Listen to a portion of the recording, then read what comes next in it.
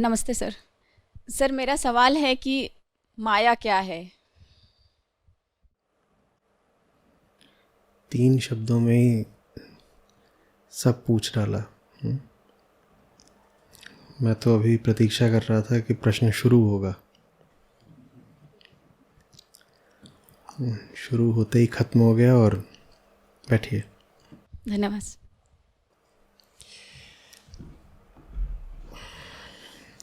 माया क्या है?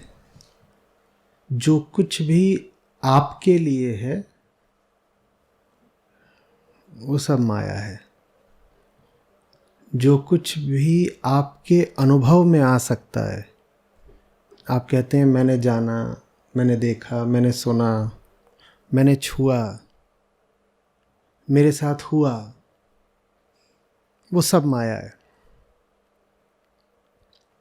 स्थूल विषय ही नहीं कि ये मेज़ है, इसको मैंने ऐसे छू दिया। सूक्ष्म विचार और कल्पनाएं भी, आप जिस भी विषय का चिंतन कर सकते हैं वो माया है। माया का संबंध वास्तव में विषय से है ही नहीं, क्योंकि अगर माया का संबंध विषयों से होता तो कुछ तो ऐसे विषय होते, कम से कम कोई एक तो ऐसा विषय होता जो माया के बाहर होता। अगर माया का संबंध विषयों से ही होता तो विषय और विषय में मायागत भेद भी होते नहीं। माया किसी विषय को नहीं छोड़ती, क्योंकि उसे विषय से कुछ लेना देना नहीं है। उसको लेना देना है उससे जो विषय का अनुभव करता है। विषय समझते हैं? विषय माने क्या? जो कुछ भी आपके सामने है, आपके अनुभव का ऑब्जेक्ट। मैं इस मेज पर बैठा हूं हाथ रख करके, विषय है। आप मुझे देख पा रहे हैं, मैं आपकी दृष्टि का विषय हूं। तो सब विषयों के अनुभोक्ता तो हम ही हैं ना। जो कुछ भी हमें प्रतीत हो रहा है सब माया है। वो क्यों माया है? क्योंकि उसमें कोई बड़ी बुराई है। जब हम कह रहे हैं कि सारे ही विषय माया हैं, बिना किसी अपवाद के, नहीं अंतर पड़ता कि कौन सा विषय है, सब विषय माया है, तो विषयों में कोई बड़ी बुराई होगी कि जानने वालों ने कह दिया सब विषय माया है, विषयों को त्याग दो। जरूर विषयों में ही कुछ बहुत बुरा होगा ना। ना ना, विषयों में नहीं कोई बुराई है, ना कोई अच्छाई है। हम ऐसे हैं कि हमें कुछ साफ दिखता नहीं। हम ऐसे हैं कि हमें कोई विषय समझ में आता नहीं। इसीलिए किसी भी विषय को लेकर के हमें जो कुछ समझ में आता है वो माया है। विषय बुरा नहीं है, विषय अच्छा भी नहीं है। अरे हमें तो यह भी नहीं पता कि विषय है भी कि नहीं है,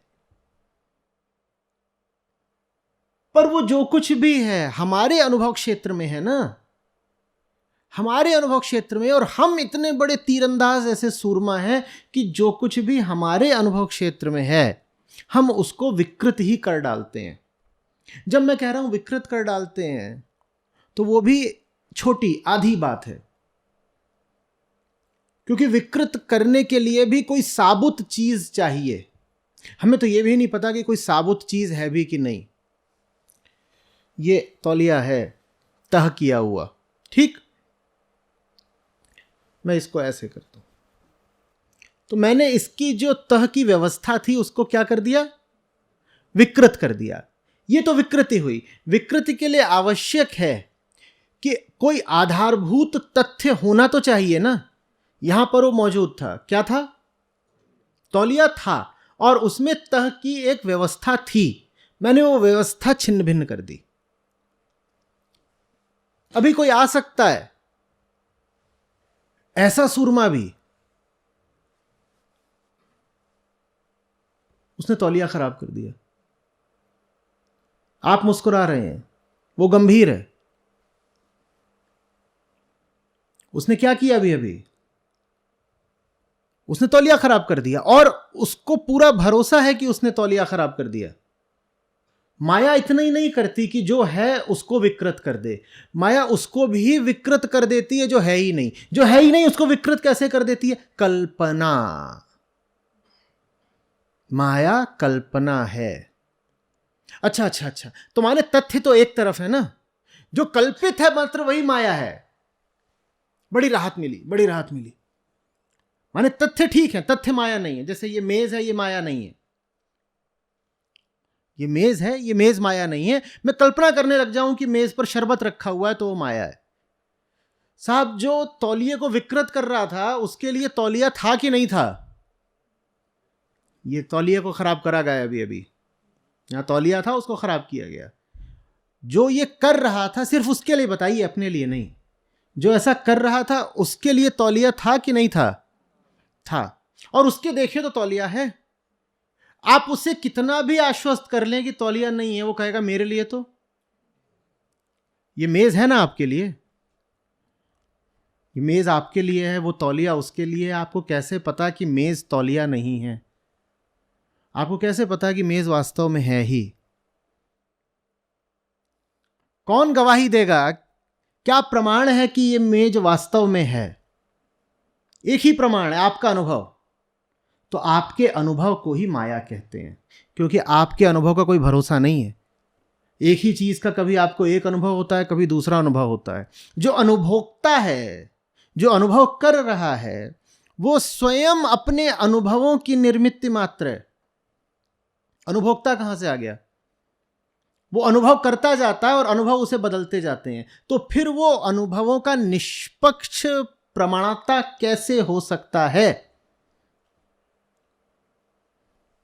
किसी भी चीज का निष्पक्ष अवलोकन करने के लिए या मूल्यांकन करने के लिए या सत्यापन करने के लिए मुझे उस चीज से अलग होना चाहिए ना, नहीं तो निष्पक्षता हो ही नहीं सकती। क्या हो सकती है? मैं जो हूं ही, मैं उसके विषय में कुछ नहीं जान सकता। मैं जो बन बैठा हूं उसके विषय में नहीं जाना जा सकता। और हम बनते ही अपने अनुभवों से हैं। इसी को द्वैत कहते हैं।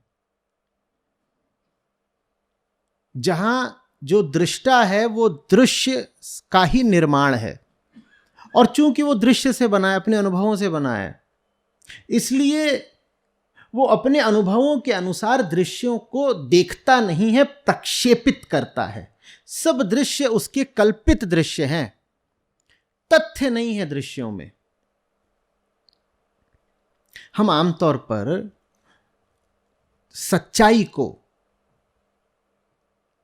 3 तलों पर रखते हैं। हम कहते हैं सत्य, तथ्य, कल्पना। सत्य वो जो बदल ही नहीं सकता, चाहे समय बीत जाए, दुनिया बीत जाए, अनुभव करने वाला बदल जाए। सत्य वो जो नित्य है, अपरिवर्तनीय, जिसमें कभी परिवर्तन नहीं आएगा, जो समय की धारा से बाहर है, उसे कहते हैं सत्य। तथ्य क्या होता है? तथ्य सत्य से नीचे होता है। तथ्य सामाजिक होता है। उदाहरण देता हूं। आप यहां इतने लोग बैठे हुए हैं और मैं कह दूं कि यहां शरबत रखा हुआ है,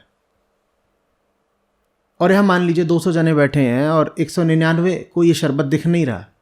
एक मैं हूं जो कह रहा हूं कि यहां शरबत रखा हुआ है, आप मुझे उठा करके पागलखाने में डाल देंगे। तथ्य सामाजिक होता है। तथ्य बड़ा लोकतांत्रिक होता है। जो सबको प्रतीत हो रहा है वही तथ्य है, और तथ्य का और कोई प्रमाण होता ही नहीं है। सबको दिखाई दे रहा है तो तथ्य होगा ही। अब यहां पर मैं अकेला अल्पमत में आ गया ना। आप 200 लोग बोल रहे हैं यहां पर शरबत नहीं है, मैं बोल रहा हूं यहां शरबत है। और दुनिया की कोई भी अदालत किसके पक्ष में निर्णय देगी? जो उसको दिखाई दे रहा होगा। उसको भी यही दिखाई दे रहा है कि यहां पर नहीं है तो कहेगी नहीं है, और जिसको दिख रहा है वही पागल है। और मैं अपना पक्ष कैसे प्रमाणित करूं? मेरे पास कोई तरीका नहीं। तो तथ्य सामाजिक होता है। तथ्य का बस यही है कि जैसा मुझे दिख रहा है वैसा ही आपको दिख रहा है, वैसा उसको दिख रहा है, तो हम कह देते हैं ये बात सच है, क्योंकि सबको दिख रही है ना। समझ में आ रही है बात? और सबको एक सी जानते हैं क्यों दिखती है? क्योंकि हम सबकी शारीरिक संरचना एक जैसी है। जिनकी शारीरिक संरचना अलग होगी उनके तथ्य बदल जाएंगे। अभी यहां एक कुत्ते को ले आया जाए जिसका शरीर अलग है, एक खरगोश को ले आया जाए जिसका शरीर अलग है, तो उसे यहां मौन में भी बहुत कुछ सुनाई दे जाएगा जो आपको नहीं सुनाई दे रहा। उनके लिए वो तथ्य होगा, आप कहेंगे यहां मौन है, आपके लिए तथ्य है मौन, वो कहेंगे नहीं साहब यहां तो बहुत शोर है, और उनको सुनाई दे रहा है। तो तथ्य हमारे शरीर का गुलाम होता है, तथ्य हमारे शरीर से उठता है। और समाज में जितने लोग हैं सबके शरीर एक जैसे हैं मूलभूत रूप से, इसलिए तथ्य सामाजिक होता है। समझ में आ रही है बात? हाँ, लेकिन सत्य नहीं होता तथ्य। तथ्य अगर सत्य होता तो जहां आपके लिए मौन है वहीं खरगोश और कुत्ते के लिए भी मौन होता। 20 हर्ट्ज से नीचे, 20,000 हर्ट्ज से ऊपर कुछ नहीं सुनाई देता आपको। अल्ट्रावायलेट भी नहीं दिखाई देता आपको, इंफ्रारेड भी नहीं दिखाई देता आपको। 4000 एंगस्ट्रॉम से नीचे, 8000 एंगस्ट्रॉम से ऊपर कुछ नहीं देख सकते। कोई और है जो देख लेता है, उसके लिए उसको दिखाई पड़ रहा होगा, यहां कुछ है, आप कहेंगे आपको नहीं दिखाई पड़ रहा। आपको नहीं दिखाई पड़ रहा तो आपके लिए तथ्य नहीं है, जबकि यहां पर वास्तव में कुछ हो सकता है। बस जो है वो 4000 एंगस्ट्रॉम से नीचे की वेवलेंथ पर रेडिएशन विकीर्ण कर रहा, आपको नहीं दिखाई देगा, आपको नहीं दिख रहा। आप कहेंगे है ही नहीं, बिल्कुल नहीं है तो बस आपके अनुभव में नहीं आ रहा। हम इतने अहंकारी लोग होते हैं कि अपने अनुभव को ही सत्य की कसौटी मान लेते हैं। मैं कहता हूं मेरे अनुभव में आया तो सच है, मेरे अनुभव में नहीं आया तो सच नहीं है। इसी को माया कहते हैं। माया है अहंकार का स्वयं को सत्य मान लेना। माया है अपने अनुभवों को ही सच मानकर बैठे रहना। और माया लोक संस्कृति में इतनी घुस जाती है कि फिर हम कहने लगते हैं कि साहब आंखों देखी कानों सुनी बात है तो सच्ची ही होगी। माया मुस्कुराती है, माया कहती है किसकी आंखें? किसकी आंखें? तुम्हारी आंखें। तुम हो कौन? तुम्हारी आंखों ने देखा ना, इसीलिए तो झूठ है। तुम्हारे कानों ने सुना ना, इसीलिए तो झूठ है, क्योंकि तुम्हारी आंखें सच देख नहीं सकती। कृष्ण कहते हैं बड़े अभ्यास से इंद्रियों को निर्मल बनाया जाता है। प्रमाणित करूं माया है ठीक अभी? चलिए 10-15 मिनट से बोल रहा हूं, बताइए आपने क्या सुना? सब अपने अपने मन में, सब अपने अपने मन में 30 सेकंड का एक वक्तव्य तैयार कर लें कि मैंने क्या कहा। मैं तो एक हूं ना आपके देखे, या यहां कई अलग अलग बैठे हुए हैं वक्ता, एक नहीं कहा ना, तो एक ही बात कही होगी, एक ही बात कही होगी ना। सोच लीजिए कि मैंने क्या कहा।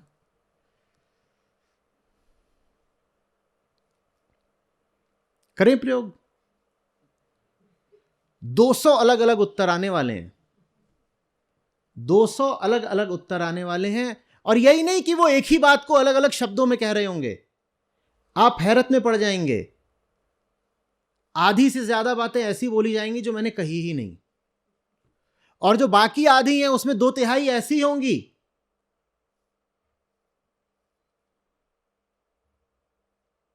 जो बहुत महत्व की नहीं है पर पकड़ ली गई।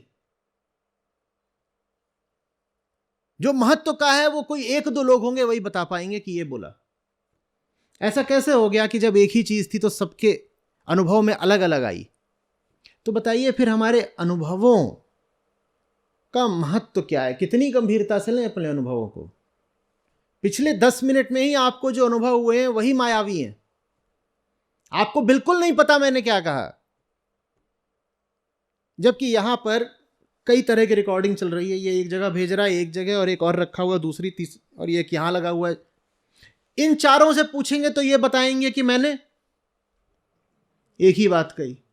और यहां आप 4 लोगों से पूछ लें तो आप कहेंगे 4 अलग अलग बातें, एकदम 4 अलग अलग बातें। खुदा न खास्ता यहां किसी का नाम ही अगर माया हो तो वो तो एकदम ही अलग बताएंगे। कहेंगे आपने कहा माया विश्व सुंदरी है, माया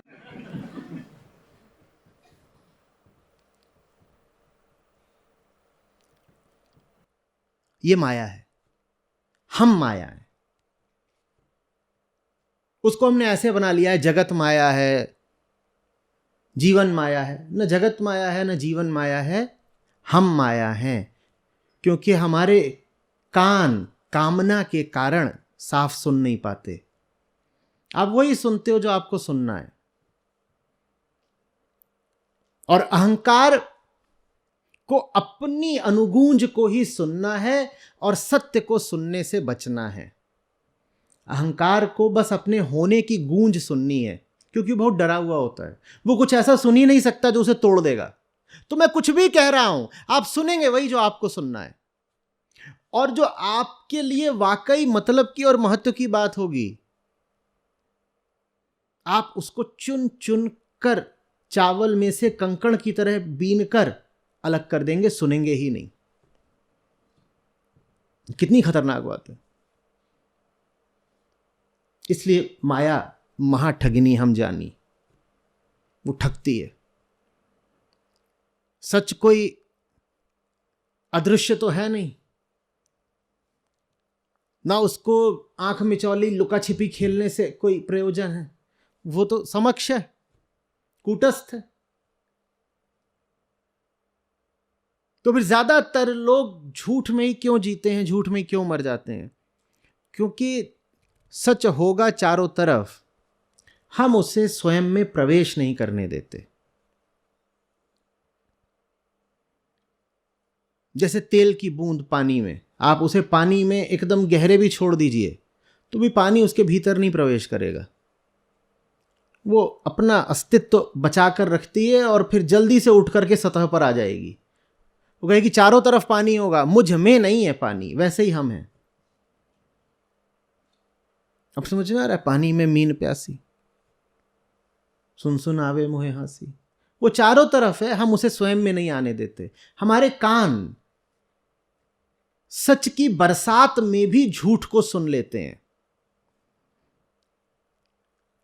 हमारी आंखें वो देख लेती हैं जो है ही नहीं, जो है ही वो हमें दिखाई नहीं देता। इसलिए फिर सत्य को अगोचर कह दिया जाता है। सत्य नहीं अगोचर है, या ऐसे कह दीजिए कि सत्य यदि अगोचर है भी तो किसके लिए है? यही वेदांत का मूल प्रश्न है। किसके लिए? For home? सत्य अगम है, कौन उसमें गमन नहीं कर पाता? झूठी तो सत्य में प्रवेश नहीं करा जा सकता। किसके द्वारा? किसके द्वारा? यही वेदांत कहता है। कोई भी वस्तुगत ऑब्जेक्टिव तथ्य होते नहीं है। तो आपसे कोई भी बात बोली जाए, आप तुरंत पूछिए ये बात किसके लिए है? किसके लिए है ये बात? सत्य निराकार है, यह भी कोई एब्सोल्यूट वस्तुगत तथ्य नहीं है। किसके लिए निराकार है? वो जिसका बड़ा स्वार्थ है साकार बने रहने में, माने हमारे लिए है वो। हमें साकार बने रहना है तो फिर हम कहते थे निराकार है, क्योंकि दूरी है ना, दूरी है। तो कैसे समझाएं दूरी को? तो कह देते वो निराकार है, इसीलिए हमें कुछ पकड़ में समझ में नहीं आता।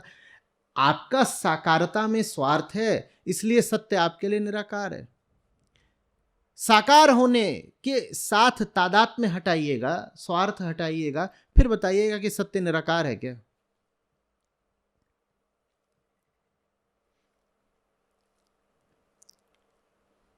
समझ में आ रही है बात?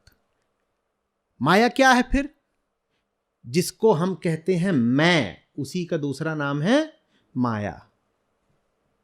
जिसको अहम कहा जाता है वही माया है। माया माने जो है नहीं पर होती प्रतीत होती है। या मां सा माया, है नहीं पर लगता है कि है। ठीक वही लक्षण अहंकार के हैं। वो है नहीं पर जीवन भर अपने आप को कहता है मैं हूं अस्तित्वमान, मैं ही तो हूं। भीतर ही भीतर पता उसे सब कुछ है कि हूं नहीं मैं, इसीलिए बड़ा डरा रहता है। अब समझ में आता है दुनिया के सारे डर की वजह क्या है? जो भी आदमी डरा हुआ होगा वो किसी ऐसी चीज को बचाने की कोशिश कर रहा होगा जो बचाई जा ही नहीं सकती। अरे बचाना तो छोड़ दीजिए, कुछ होगा तो बचाया जाएगा ना। वो किसी ऐसी चीज को अस्तित्वमान घोषित करने का लगातार प्रयास कर रहा है जो है ही नहीं, तो डरा हुआ तो रहेगा ही ना। किसी भी दिन झूठ पकड़ा जाएगा, किसी भी दिन पोल खुल जाएगी, भीतर बड़ा डर रहता है। और अगर आप डरे हुए हैं जीवन में तो देख लीजिएगा उसका भी एकमात्र कारण यही हो सकता है। सत्य की तो यह बात है कि वो गिरता नहीं, टूटता नहीं, अडिग है, अकंप है, अटूट है, अखंड है, उसे पाया नहीं जा सकता, उसे खोया नहीं जा सकता। तो उसको लेके कोई डरा हुआ हो सकता है क्या? जिसको खोया जा ही नहीं सकता, जो टूट ही नहीं सकता, जिससे बड़ा उसे कभी कुछ आकर निकल ही नहीं सकता, आग जिसको जला नहीं सकती। श्री कृष्ण याद आ गए, नैनम दहति पावक। कोई भी चीज आकर के जिसको छेद नहीं सकती, काट नहीं सकती, फाड़ नहीं सकती, नैनम छिंदन्ति शस्त्राणि, याद आ गए। उसको लेके कोई डर हो सकता है क्या? वैसी तो कोई चीज मिल जाए तो आप ठाठ में जिएंगे, ये बढ़िया कुछ ऐसा मिल गया है जो ना टूटेगा ना छीनेगा, काल भी उसको कभी काट नहीं पाएगा। पर हम सब डरे सहमे सकुचाए जीते हैं। वजह, जीवन का आधार ही किसी झूठ को बनाया है, उसी को माया कहते हैं। माया को दो तरह से समझाया जाता है। कहते हैं आवरण करती है, वो आवरण शक्ति होती है उसमें। आवरण माने सच के ऊपर वो आवरण बन जाती है, जो है ही माने सत्य, उसको देखने नहीं देती आपको। ये माया की आवरण शक्ति है। और दूसरी कहते हैं विक्षेप शक्ति, जो नहीं है वो आपको दिखा देती है। प्रक्षेप ही विक्षेप है, प्रक्षेपण करना ही विक्षेप है। नहीं है पर आपने देख लिया। कैसे? हमें लगता है, हम सबको लगता रहता है ना बहुत कुछ। एक आदमी आया, उसकी शक्ल देखी, कुछ नहीं जानते उसके बारे में, बुरा लग गया, नहीं हमें तो लगता है। हम सबको न जाने कितनों से नफरत है। क्यों नफरत है? हमें बुरा लगता है। ये जो लगना है ना, यही माया है। प्यार भी ऐसी हो जाता है, हमें अच्छा लगता है। नहीं लगता है माने क्या? नहीं लगता है, यही माया है। क्योंकि आपको लगता है, बगल वाले को नहीं लगता है। आपको भी सुबह लगता है, शाम को नहीं लगता है। आपको भी अगले 2 दिन तक लगता है, तीसरे दिन नहीं लगता है। आज आपको जो कुछ बहुत लगता है, आज से 10 साल पहले भी लगता था क्या? 10 साल पहले जो बड़े लगते थे, आज बहुत जोर की लगते हैं। होता है कि नहीं होता है? यही माया है। और जब कुछ लग रहा होता है उस वक्त वही सच लग रहा होता है। यही है कि नहीं? यही लगाई बुझाई माया है। लग गया।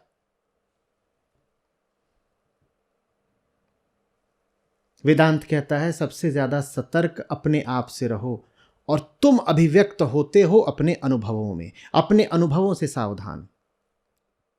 मैं को किसी ने देखा नहीं, पर मैं की प्रतीति होती है मैं के अनुभवों से।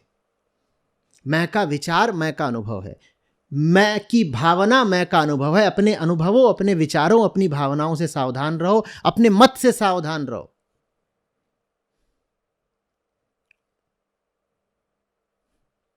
अपनी विचारधारा से सावधान रहो। जो कुछ भी तुम्हारा उससे सावधान रहो। जो तुम्हारा है वही तुम्हारा काल है, वही तुम्हारा दुश्मन है, वही तुम्हारा झूठ है। जिसके साथ भी मम का नाता जोड़ दिया, जान लो तुम खा गए उसको और वो खा गया तुमको।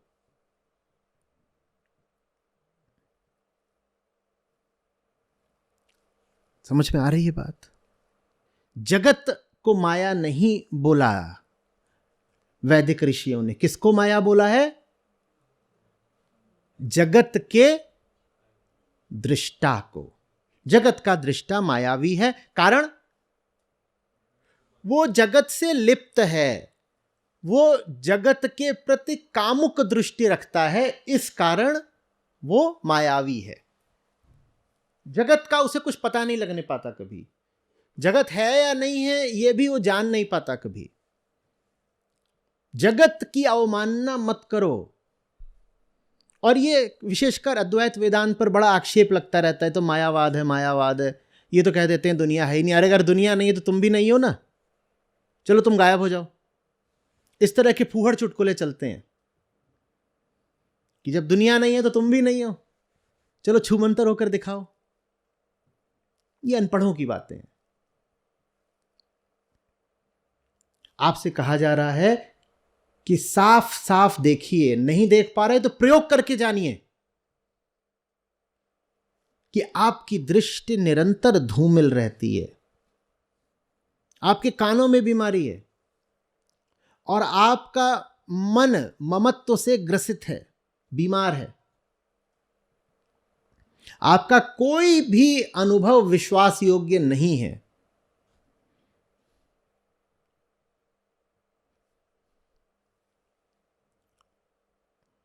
देखा नहीं है, जब युवावस्था में नया ताजा पहली बार फूल खिलता है प्रेम का, मल भी कमल जैसा दिखने लगता है। सबको दिख रहा होगा, उसके मां बाप को दिख रहा होगा, उसके दोस्त यारों को दिख रहा होगा, पूरे मोहल्ले को दिख रहा होगा। तू कर क्या रहा है, कहां? बोलेगा नहीं, ब्यूटी लाइज इन, पूरा करिए, जोर से बोलिए। In the eyes of the beholder, यही माया है। जो कुछ मात्र आपकी आंख में है और कहीं नहीं, उसको माया कहते हैं। तो जैसे ही आपने कह दिया कि beauty lies in the eyes of the beholder, ये मायावी वक्तव्य है। अच्छा, आप एक पागल खाने जाते हैं, आप कैसे जान जाते हो पागल खाना? आपको नहीं बताया गया वो पागल खाना है।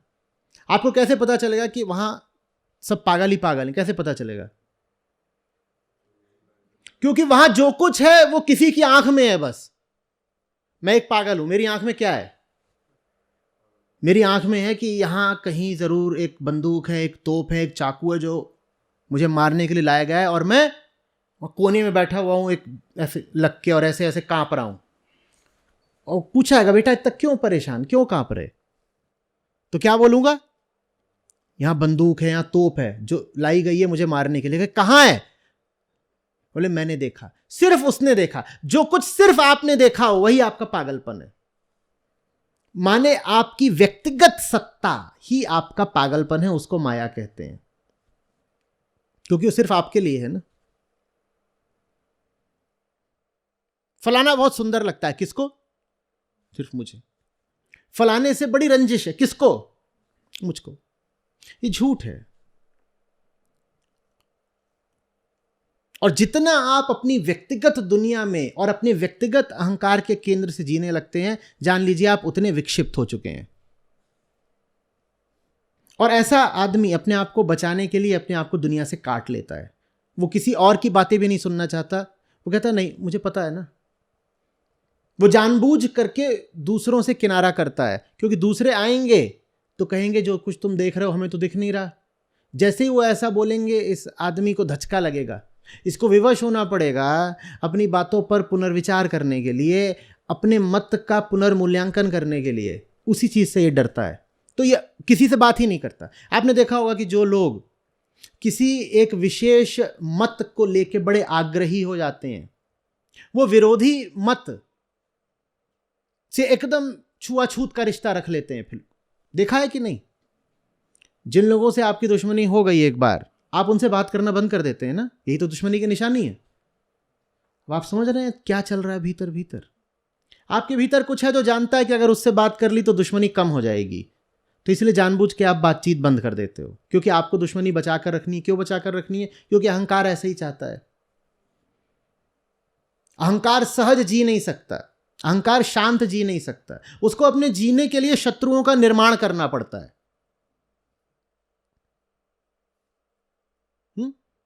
भीतर हमारे घोर संघर्ष चल रहा होता है। इस कारण बाहर हमें तमाम शत्रु खड़े करने पड़ते हैं। शत्रुता पहले भीतर होती है, फिर शत्रु बाहर अपने आप प्रकट हो जाता है। प्रकट नहीं होता, हम उसको निर्मित करते हैं। बाहर एक शत्रु निर्मित करना आवश्यक है। माया समझ में आ रही है? और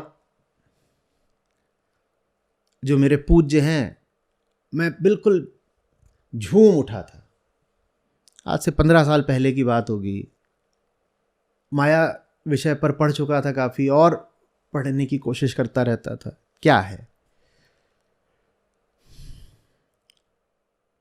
तो एक दिन आते हैं, मुझसे बोलते हैं, जो मन से न उतरे माया कहिए सोए। और सब निपट गया, समाप्त। सैकड़ों पन्ने पढ़ डाले थे, शायद हजारों, सिर्फ माया को जानने के लिए। इन्होंने आकर के 5-7 शब्दों में सब समेट दिया, किताब ही बंद कर दी। माया माया सब कहें, माया लखे न कोय, जो मन से ना उतरे माया कहिए सोए। जो तुम्हारे खोपड़े में लगातार घूमता रहता ना, उसको ही माया बोलते हैं। जो कुछ भी तुम्हारे सर पर सवार है, उसको माया बोलते हैं। जिसका भी बड़ा ध्यान करे रहते हो, उसको माया बोलते हैं। नहीं, पर हम तो बहुत अच्छी अच्छी बातें सोचते हैं, वो अच्छी अच्छी बातें ही माया है।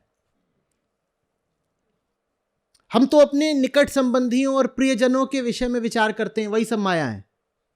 हम धार्मिक आदमी हैं, हम तो अपने ईश्वर का ख्याल करते हैं, माया है माया, और कुछ नहीं। तुम्हारे ही द्वारा कल्पित है ना, तो माया है। इसलिए ऋषियों ने आपसे कहा, ईश्वर नहीं, ब्रह्म। ब्रह्म आपके द्वारा कल्पित नहीं है, इसीलिए ब्रह्म की कोई परिभाषा नहीं हो सकती, इसीलिए ब्रह्म निर्गुण होता है। ईश्वर को लेकर के, भगवान को लेकर के तो आपने बहुत बातें बोल दी। वो बातें सब किसने बोली? आपने बोली ना। जो कुछ भी आप बोलेंगे वो आपका है। जो आपका है वो आपसे बड़ा कैसे हो सकता है, आपसे ऊंचा, आपसे शुद्ध कैसे हो सकता है? ब्रह्म आपका नहीं है। ब्रह्म की परिभाषा यही है, जो आपका नहीं है उसे ब्रह्म बोलते हैं। इसीलिए उसको कहते हैं परम। परम के 2 अर्थ होते हैं, सबसे ऊंचा और पराया। पर, पराया।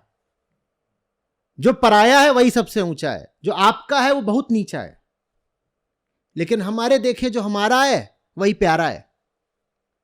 और ऋषि कुछ और ही समझा रहे थे। वो कह रहे थे जो आपका है वही आपका रोग है, वही आपका काल है। जो पर है, जो परम है, तुम उसके हो जाओ ना। पर वो तो पराया है, उसके कैसे हो जाएं? हाँ, जब तक तुम उसके नहीं हो वो पराया है। वो पराया इसलिए है क्योंकि तुम उससे पराये हो। वेदांत का मूल प्रश्न क्या है? किसके लिए वो पराया है? आगे बोलिए, किसके लिए? अरे हमसे पराया है ना। वो परायापन उसकी तरफ से, हमारी तरफ से है। तो उसे पराया किसने बना रखा है? तो समर्पण भी किसको करना है? तो समस्त अध्यात्म का फिर कुल उद्देश्य होता है अहंकार का समर्पण, ताकि ये परायापन मिटे। उसी को फिर योग कहते हैं। परायापन मिट गया, वियोग हट गया, योग हो गया, परम मिल गया। उसी एक सत्य को परम भी कहते हैं, ब्रह्म भी कहते हैं, सत्य आत्मा भी कहते हैं। और जब बहुत जोर से बोलना होता है, ज्यादा दबाव देकर बोलना होता है, तो परम और आत्मा को जोड़ देते हैं आपस में। एक ही बात है, उसको दोहरा देते हैं। तो परम और आत्मा जुड़ गए तो, और परम और ब्रह्म जुड़ गए तो, और परम और सत्य जुड़ गए तो। उनको जोड़ने की कोई जरूरत नहीं है। उनको जोड़ने की कोई जरूरत नहीं है। पर जोड़ भी दो तो कोई बुराई भी नहीं है, वो एक ही है।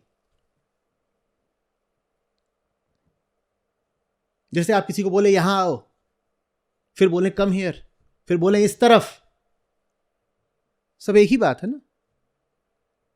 कई बार लेकिन आप चाहते हो जोर देकर बोलना, डबल एम्फेसिस के साथ बोलना, तो फिर आप कह देते हो परमात्मा। परमात्मा और आत्मा कुछ अलग नहीं होते, वो एक ही बात है।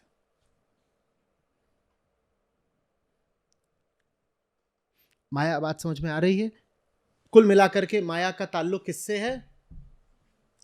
जो मन से ना उतरे माया कहिए सोए। किसका मन? तो माया क्या? मैं माया हूं। मुक्ति किससे चाहिए होती है? स्वयं से, अपने आग्रहों से, अपने विश्वास से। जो कुछ आप मानकर बैठे हैं उसी से मुक्ति चाहिए, और थोड़ी जगत से थोड़ी मुक्ति चाहिए होती है। जगत क्या है? जगत आपकी छाया है। आप जैसे हैं, आपका जगत वैसा है। उससे क्या मुक्ति मांगेंगे आप? आपको अपने होने से मुक्ति चाहिए। वही है माया से मुक्ति। देखिए, अध्यात्म नहीं है अगर वो दुनियादारी की बात करना शुरू कर दे, फिर वो बाजारू हो गया। दुनियादारी बाजारों में चलती है। धर्म के नाम पर, अध्यात्म के नाम पर कहीं भी आप पाएं कि इधर उधर की बातें ज्यादा हो रही हैं। ये चीज, फलानी क्रिया, फलाना काम, फलाना फल, फलानी सब्जी, फलानी जगह, फलाना पानी, फलाना पत्थर, तो वो बात धार्मिक नहीं है। धर्म का संबंध मात्र और मात्र आपके अंतःकरण से है। दुनियादारी की जगह कहां है? बाजारों में। खेद की बात यह है कि अध्यात्म भी क्या बन चुका है? बाजार में लेन देन होता है ना, अच्छा लगता है, आशा रहती है जेब में कुछ आ जाएगा। अध्यात्म आपकी जेब भरने के लिए नहीं है, अध्यात्म आपको स्वयं से खाली करने के लिए है। पहली बात तो जेब से उसका कोई ताल्लुक नहीं, जेब माने बाहरी चीज। पहली बात तो जेब से कोई संबंध नहीं। दूसरी बात, भरने से कोई नाता नहीं उसका। अध्यात्म भरने के लिए नहीं होता, खाली करने के लिए होता है। मुझे मुझसे खाली कर दे, यही प्रार्थना है। मुझे मुझी से बचा ले, यही प्रार्थना है।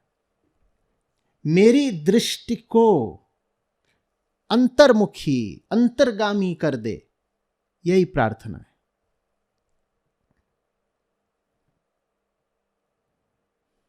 मुझे वैसा नहीं रहना मैं जैसा बन बैठा हूं, यही प्रार्थना।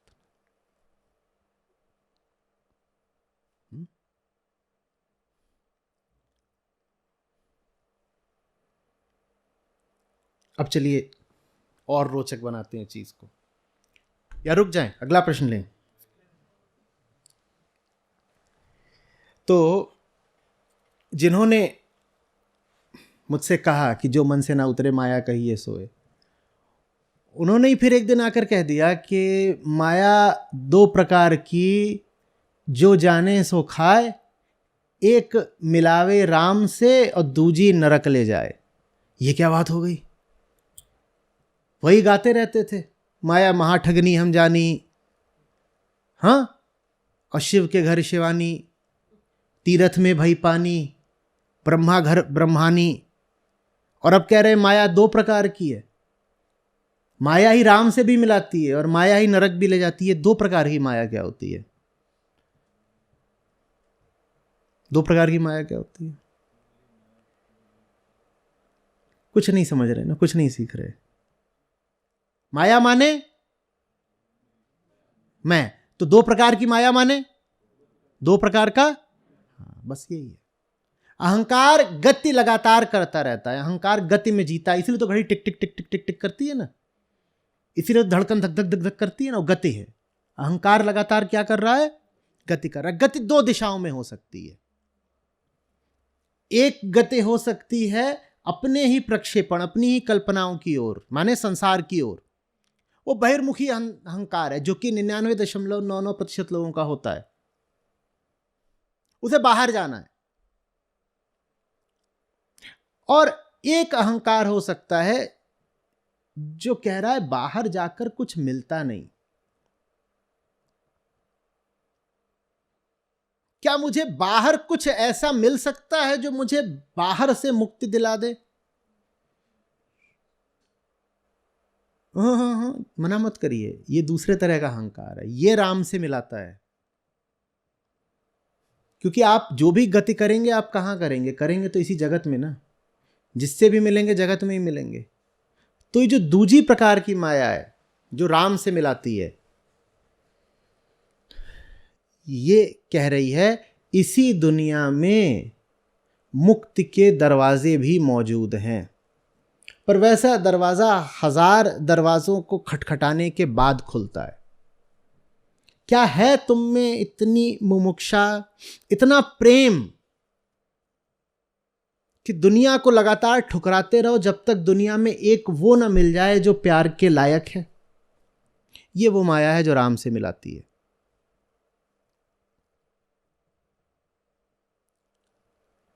समझ में आ रही है बात? संसार में अवस्थित तो अपने आप को हम मानते ही हैं ना, या मेरे बस बोल देने से ऐसा लगेगा कि नहीं दुनिया है ही नहीं, ये तो बस मेरे द्वारा ही रचा हुआ मकड़ जाल है। वेदांत में ऐसे ही बोलते हैं। कई बार ऐसा होता है कि मकड़ी अपने ही द्वारा रचे गए जाल में फंस जाती है, व्यक्ति वैसे ही अपने द्वारा प्रक्षेपित जगत में फंसा हुआ जीवन भर दुख पाता है। और एक बहुत संक्षिप्त सा बौद्ध ग्रंथ है शून्यता सप्तति, तो उसके रचयिता नागार्जुन वो इसको ऐसे बोलते हैं कि जैसे कि कोई चित्रकार हो, वो दीवार पर एक बड़ा भयानक चित्र बनाए और फिर स्वयं ही उस चित्र को देखकर डर जाए, ऐसे हम हैं। हम खुद ही रचते हैं अपनी दुनिया और फिर अपने द्वारा ही रची दुनिया के शिकार हो जाते हैं। समझ में आ रही है बात? दुनिया में ही मुक्ति का साधन भी मिलेगा, लेकिन मैं को पहले मुक्तिमुखी होना पड़ेगा। आपके हाथ में है आप कैसे रचते हैं। एक प्रकार से माया आपको बड़ी ताकत भी देती है। माया आपको चुनाव का अधिकार देती है ना। जगत में सब कुछ है, तुम्हारे लिए क्या है ये तुम चुनो। ठीक वैसे ही जैसे आप बाजार दुकान जाते हैं, आप चुनते हो ना आपके लिए क्या है। सब कुछ थोड़ी उठा लाते हो। जिन्होंने जाना है उन्होंने हमसे कहा है कि तुम आज तक जो भी उठा के लाए अपने लिए सब गलत ही उठा कर लाए हो, और उसका कुल प्रमाण है तुम्हारी आज की हालत। लेकिन देर कभी नहीं हुई है। आज भी नए चुनाव कर सकते हो। सही चुनाव कौन सा है? जो मुक्ति की ओर ले जाए। और ये बड़ी जादुई बात है कि ये जो जगत है, इसी जगत में ऐसे सहायक तत्व मौजूद हैं जो जगत से मुक्ति दिला देते हैं। ऐसे समझिए कि जैसे आप कहीं जाएं, आप एक शॉपिंग मॉल गए, वहाँ बहुत कुछ है। ज़्यादातर जहाँ जो है वो वैसा ही है जो आपको और बांध लेगा। क्यों? वो चीज़ गलत नहीं है, हमारी नज़र गलत है। हम उसका इस्तेमाल बंधने के लिए ही करना चाहते हैं। फिर उसी मॉल में एक किताबों की दुकान है। वहाँ मान लीजिए 3000 किताबें रखी हैं। 3000 में से 2800 2900 किताबें ऐसी हैं जो आपको बर्बाद ही कर देंगी।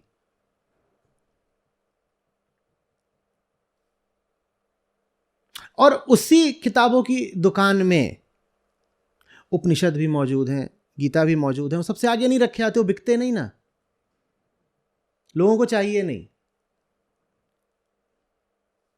जो किताबों की प्रदर्शनी करी जाती है, वो जो विंडो में किताबें सजाई जाती हैं, उनमें आपने कभी उपनिषद रखे देखे? वहां देखा है क्या फूहड़ सामग्री रखी होती है? लेकिन होते हैं, अंदर रखे होते हैं। कहीं ना कहीं आपको गीता की एक प्रति मिल ही जाएगी। वही शॉपिंग मॉल जो आपको बर्बाद कर सकती थी, हो सकता है कि वहीं से आप गीता लेकर के लौटें। माया दो प्रकार की। वही शॉपिंग मॉल आपको राम से भी मिला सकती है।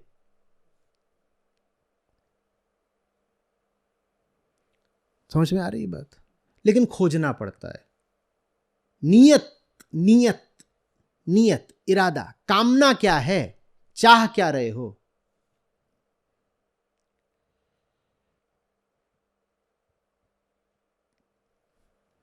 अहंकार तो हम हैं ही। अभी यहां मंच से कौन बोल रहा है? अहंकार बोल रहा है। वहां सामने श्रोताओं में कौन है? अहंकार है। अहंकार बोल रहा है, अहंकार सुन रहा है। दिशा क्या है अहंकार की? जगमुखी है, बंधमुखी है, या मुक्तिमुखी है। और सिर्फ वही एक चीज है जो हमारे हाथ में, और कुछ भी नहीं। चुनो ना किसको देखना है, चुनो ना प्रेम किससे है। चुनाव करो, उधर भी देख सकते हो, इधर भी देख सकते हो। जानो तुम्हारे लिए क्या बेहतर है। इसी माया के बीचों बीच रास्ता निकलता है मुक्ति का भी।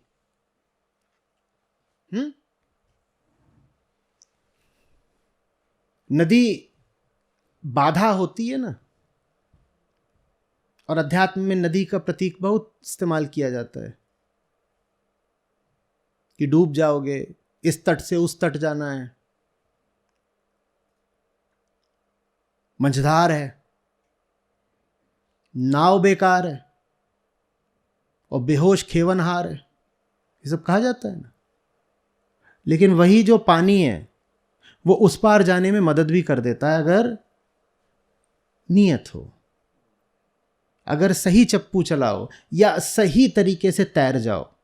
जब आप तैर रहे हो, आपने कभी सोचा आप तैर रहे हो, आपकी मदद कौन करता है? कौन मदद करता है?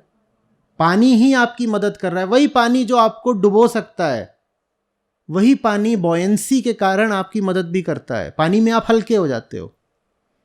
जब पानी में आप हल्के हो जाते हो तो अपने आप को आगे फेंकने के लिए हाथ पांव का आप चप्पू चलाते हो ना, तैरने में कम श्रम करना पड़ता है। पानी जितना भारी होता है उसमें तैरना उतना आसान।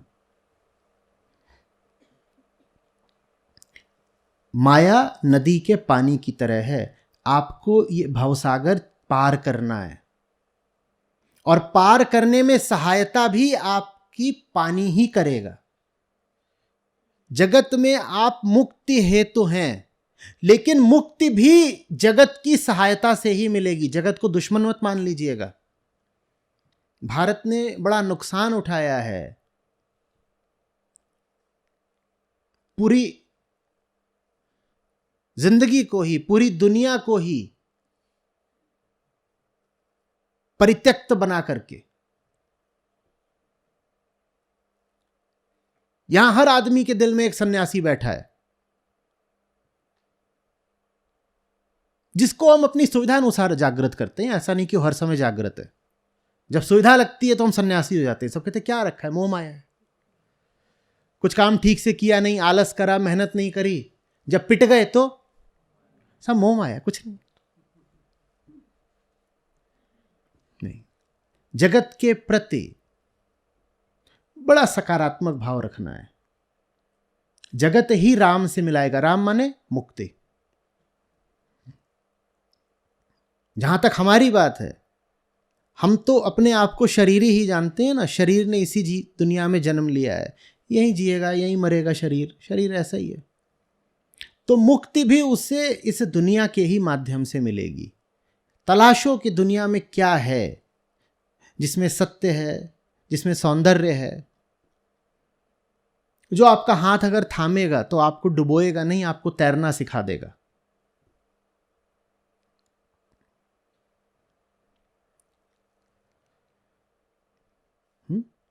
ये जीने की विधि ही हो गई। माया पर चर्चा शुरू हुई और जिए कैसे यहां पर आ गई। तलाशो तलाशो, दुनिया में क्या है जो उत्कृष्ट है, सर्वश्रेष्ठ है, जिसमें सत्य है, जिसमें शिवत्व है, उसको तलाशो। लगातार तलाशते रहो, और एक बार वो मिल जाए एकदम जोर से पकड़ लो, जैसे बच्चा मां को पकड़ लेता है। 4 घंटे से मिल नहीं रही थी, मिल गई, फिर देखा क्या करता है, ऐसे पकड़ लो। पहली तो उसका मिलना मुश्किल, न जाने किस संयोग किस सौभाग्य से वो चीज मिल जाए और उसके बाद उसको गवा दो तो कोई माफी नहीं है फिर।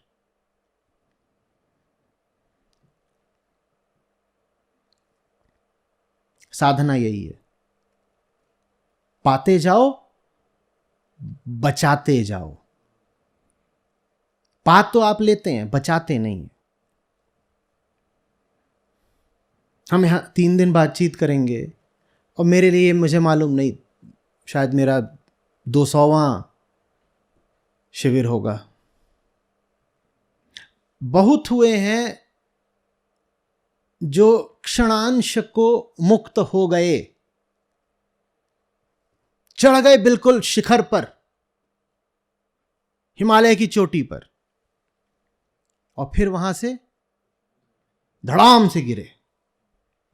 तो पहले मैं कहता था पाते जाओ गाते जाओ, फिर मुझे समझ में आया कि गाएंगे तो तब ना जब कुछ बचा होगा गाने के लिए। यहां तो ऐसा है जैसे छलनी में पानी डाला जा रहा हो, तो गाएं कहां से बेचारे, कुछ बचता ही नहीं। तो अब कहता हूं पाओ और बचाओ। अगर वास्तव में कुछ मिल रहा है तो उस पर ठहर जाओ ना, कुछ पौरुष दिखाओ।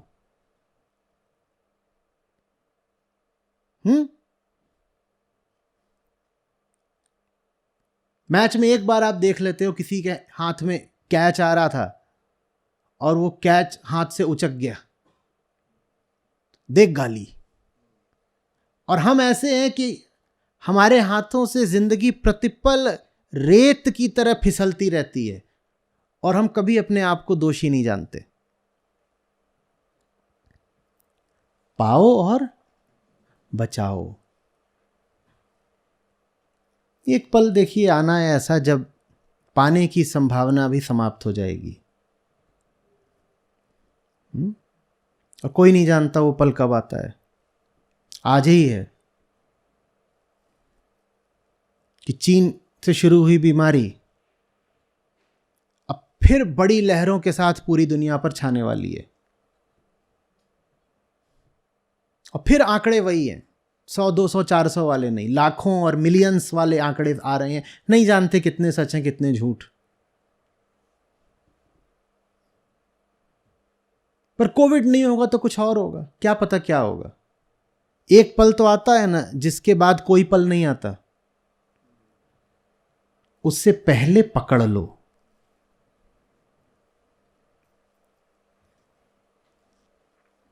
भगवान श्री प्रणाम। अभी जो चर्चा हुई कि तथ्य जो है लोकतांत्रिक है, जैसे सबने कह दिया कि यह है तो माया हो गया। तो अभी पीछे भी आपने चर्चा हुई तो आपने कहा था तथ्य सत्य का द्वार है। और कृष्णमूर्ति साहब भी फैक्ट्स पे बहुत कहते हैं कि फैक्ट देखो फैक्ट देखो। तो वो क्या वो जो 3 तल बताए ना, सबसे नीचे कौन सा है? कल्पना। सबसे ऊपर क्या है? सत्य। बीच में क्या है? तथ्य। तो तथ्यों पर जाने के लिए किसको प्रेरित किया जा रहा है? जो सत्य पर बैठा है उसको। कल्पना पे जो बैठा, बस इसीलिए तो ये नहीं कह दिया ना कि तथ्य सत्य है, कहा सत्य का द्वार। द्वार मात्र का है, सत्य नहीं कह दिया, द्वार मात्र है। और आप यहां से यहां आए हो, अब ये जगह द्वार बन गई ना ऊपर और जाने का। तो तथ्य उनके लिए बहुत आवश्यक हो जाते हैं जो कल्पनाओं में जीते हैं। और ज्यादातर लोग कल्पनाओं, धारणाओं, मान्यताओं इन्हीं में तो जीते हैं। कभी वो उसको अपने विश्वास का नाम देते हैं, कभी आस्था का नाम देते हैं। वो होता कुछ नहीं है, वो बस एक व्यक्तिगत सपना। सपने में तो आप कुछ भी देख सकते हो, उसका क्या भरोसा और उसका क्या महत्व। पर ज्यादातर लोग हम में से एक व्यक्तिगत विश्व में रहते हैं, अपनी ही दुनिया। ऐसी दुनिया जिसके केंद्र पर परम नहीं बैठा है। कौन बैठा है? अहम बैठा है। तो उनको कहा जाता है कि ये निचले तल से उठ करके कम से कम मध्यम तल पर तो आओ। मध्यम तल है तथ्यों का। ज्यादातर लोग तथ्यों के तल पर भी नहीं जीते। इसीलिए ऑब्जेक्टिविटी भी एक बड़ी बात, एक ऊंचा सद्गुण माना जाता है। ज्यादातर लोग ऑब्जेक्टिव कहां हो पाते हैं? हालांकि वेदांत ऑब्जेक्टिविटी की बात एकदम नहीं करता। वेदांत कहता है प्योर सब्जेक्टिविटी। लेकिन एक पर्सनल सब्जेक्टिविटी से कहीं अच्छी है ऑब्जेक्टिविटी। समझ में आ रही है बात या उलझ रहा है दिमाग में? हम में से ज्यादातर लोग किस तल पर जीते हैं? कल्पनागत उसको मैं कह रहा हूं personal subjective. Subjectivity. Personal subjectivity वो है पागल, विक्षिप्त अहंकार। वही जैसे पागल खाने की बात करी थी ना, वहां हर आदमी अपनी दुनिया में है। एक के पास जाओगे, वो बैठ के ऐसे ऐसे कर रहा है। क्या कर रहा है? नोट गिन रहा हूं, मैं सेठ हूं। सेठ निश्चित रूप से किसके लिए? बस अपने लिए। क्या वो झूठ बोल रहा है? नहीं, झूठ नहीं बोल रहा। वो सेठ है, वो आपको धोखा नहीं देना चाहता। उसको सचमुच लगता है वो सेठ है, पर वो सेठ किसके लिए है? वो अपने लिए। ये क्या? Personal subjectivity. पर्सनल सब्जेक्टिविटी, ज्यादातर लोग उसमें जीते हैं। उनके लिए जो कुछ है मेरे लिए, मेरे लिए। हर आदमी ऐसा ही है कि नहीं है? ऐसा है कि नहीं है? हां, आप में से कितनों को लगता है कि जीवन ने, तकदीर ने आपके साथ नाइंसाफी करी है? अरे दिल से। चलिए, मुझे तो लगता है। अब बताइए, लगता है ना हम सबको? यही पर्सनल सब्जेक्टिविटी। मैं तो महान हूं, वो तो जीवन में मेरे साथ कुछ अनायास दुर्घटनाएं वगैरह हो गई, अन्याय हो गए, नहीं तो मैं पता नहीं क्या होता, पता नहीं क्या होता। मैं आईआईटी पहुंचा, वहां बड़ा मजा आया। जिससे भी थोड़ी घनिष्ठता होने लगती, वो ये बोल ही देता, वो तो उस दिन पेपर खराब हो गया, नहीं तो JEE 1 रैंक तो मेरी ही थी। वहां एक भी ऐसा नहीं था जो JEE 1 नहीं था। कहां? अपनी नजर में JEE 1 हर कोई था, मैं भी था। नहीं देख, तू बिल्कुल ठीक बोल रहा है, तू बहुत प्रतिभावान है, तेरे ऐसा कोई हो नहीं सकता, पर तू JEE 1 नहीं, तू 2 होता। क्योंकि 1 तो मैं हूं। 1 तो मैं हूं। और वहां जो बैठा उसकी 1500 रैंक है, यहां जो बैठा उसकी 800 रैंक है। अपनी अपनी नजर में सब बादशाह हैं।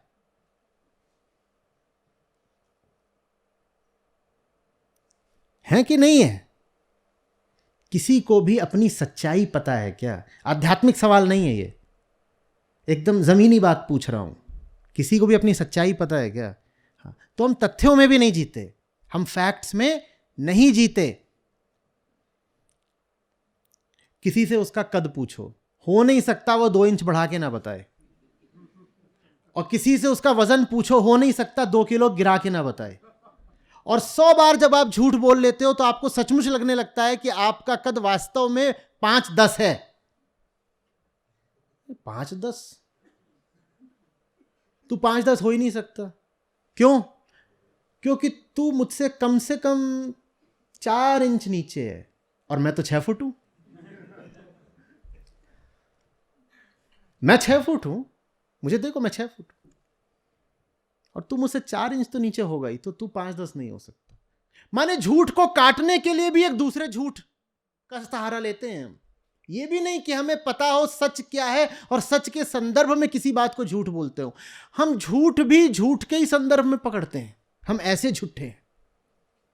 तो फैक्ट्स भी हमारे लिए बड़ी विरल उपलब्धि हैं, हम फैक्ट्स में भी नहीं जी पाते। एक कभी कभार किसी की जिंदगी में वो पल आता है जब वो निरपेक्ष होकर अपने जीवन को देख के कह पाता है, देखो बड़ी फीकी सी है मेरी कहानी।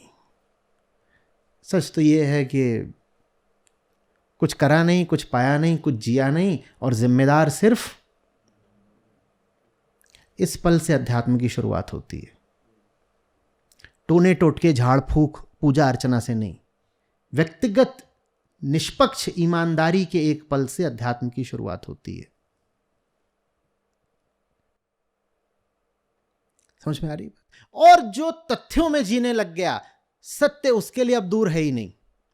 तो कुल बात वास्तव में कल्पना से उठकर तथ्य पर आने की है। उसके आगे का काम हमें ऋषियों ने बताया है कि अपने आप होता है। याद है ना? उसके आगे के काम को क्या बोलते हैं? अनुग्रह, ग्रेस। वो अपने आप होता है। लेकिन इमेजिनेशन से फैक्ट पे आने का काम आपको खुद करना पड़ता है और उसमें बड़ी चोट लगती है, खुद को तोड़ना पड़ता है। आप तथ्यों में जीना शुरू कर दीजिए, सत्य के द्वार स्वयमेव खुल जाते हैं। सत्य कोई उपलब्धि नहीं होती, सत्य को आप हाथ बढ़ाकर प्राप्त नहीं कर पाएंगे, पर तथ्य को आप प्राप्त कर सकते हैं। आप इतना ही करिए, आपका यही बस कर्तव्य है, आप तथ्यों में जीना शुरू करिए।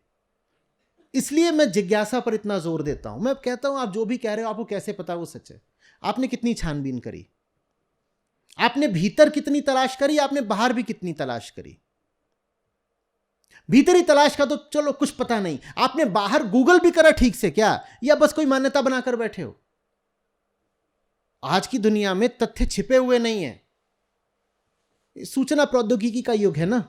आप जो जानना चाहो जान सकते हो। मैं आपको यकीन के साथ बोलूं, आप जांच लीजिएगा, हो सकता है झूठ बोल रहा हूं या गलत बोल रहा हूं। जो आपकी बहुत केंद्रीय और ठोस मान्यताएं होंगी अपने बारे में, दुनिया के बारे में, जीवन के बारे में, उनको लिखिएगा पहले, ताकि फिर झूठ ना बोल पाए। लिख लीजिएगा 10 और फिर उनकी छानबीन करिएगा। 10 में से 7 या 8 गलत निकलेंगी, एकदम गलत। हमें तथ्य ही नहीं पता है। मैं साधारण तथ्यों की बात कर रहा हूं, आंकड़े हमें नहीं पता, लेकिन हमें यकीन पूरा है, कॉन्फिडेंस पूरा है। और मायावी आदमी की यह पहचान आप हमेशा पाएंगे, उसमें यह पूरा होगा। हम बताते हैं ना, हमें सब पता है। माया जिस दिन थोड़ी विनम्र हो जाए उस दिन उसका अंत शुरू हो जाता है। यह एक चीज है जो आप माया में नहीं पाएंगे।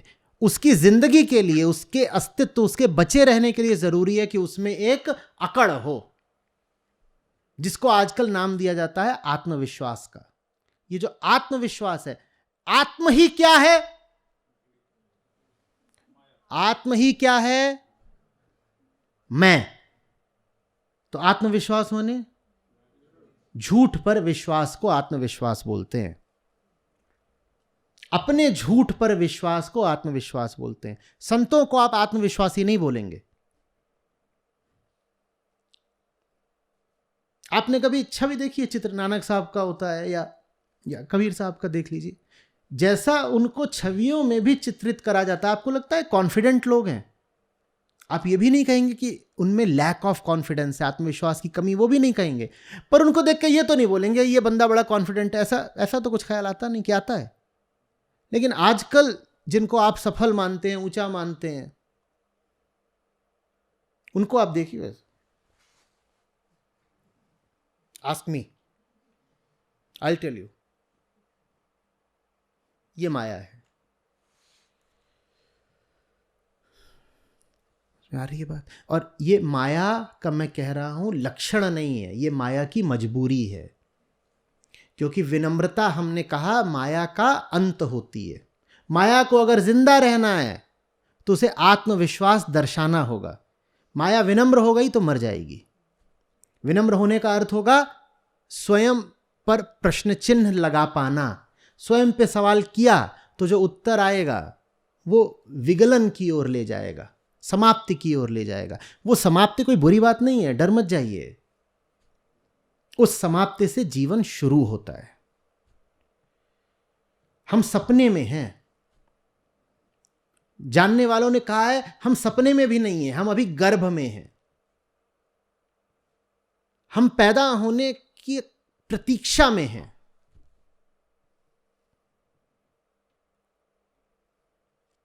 हम पैदा क्यों नहीं हो पा रहे?